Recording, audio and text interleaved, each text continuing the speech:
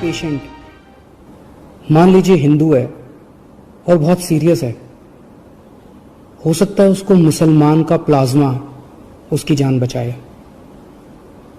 मान लीजिए कोई पेशेंट मुसलमान है, बहुत सीरियस है, हो सकता है किसी हिंदू का प्लाज्मा, हिंदू के शरीर का प्लाज्मा उसकी जान बचाए।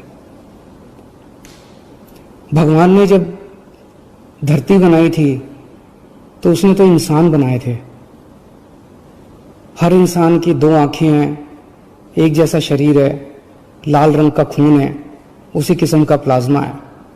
भगवान ने तो हमारे बीच में कोई दीवार पैदा नहीं की। भगवान ने तो किसी किस्म के ये धर्म वो धर्म हमारे बीच में किसी किस्म की खाई पैदा नहीं की। ये तो सब हम ही लोगों ने की हुई है।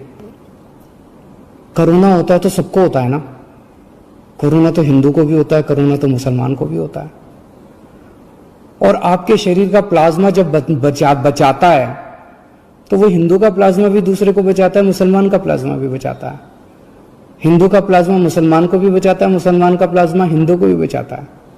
तो फिर ये दीवारें हम लोगों ने आपस में क्यों पैदा की हुई हैं? कम से कम ये कोरोना की बीमारी से हम ये सीख तो ले सकते हैं।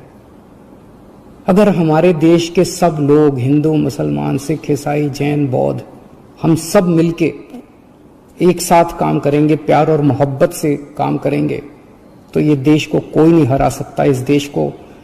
इस देश के सामने पूरी दुनिया को झुकना पड़ेगा। हमारा देश इतना अच्छा है।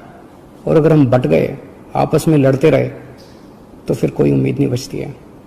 तो मुझे लगता है इससे हमें ये सबक लेना चाहिए। अगर आपके मन में कभी भी कोई दुर्भावना आती है किसी दूसरे धर्म के व्यक्ति के प्रति, तो ये सोच लेना कि हो सकता है उसका प्लाज्मा कल को आपके काम आए और आपकी जिंदगी बचाए। Thank you.